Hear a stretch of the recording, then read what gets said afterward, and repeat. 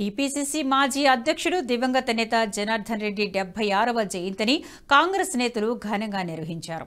ఖైరతాబాద్ కోడెలలో ఆయన విగ్రహానికి పూలమాలలు వేసి నివాళులు అర్పించారు.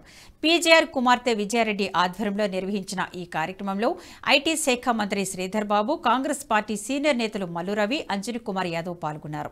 బడుగు బలహీన కార్మిక వర్గాల కోసం జనార్దన్ రెడ్డి చేసిన సేవలు చిరస్మరణీయమని మంత్రి శ్రీధర్ బాబు అన్నారు. పార్టీకి పీజేఆర్ అందించిన సేవలు మరవలేనివని గుర్తు చేశారు. పోతిరెడ్డిపాడుపై మొదట పోరాటం కాంగ్రెస్ పార్టీ అధికారంలో ఉన్నప్పుడే జనార్దన్ రెడ్డి చేశాడని శ్రీధర్ బాబు గుర్తు చేశారు.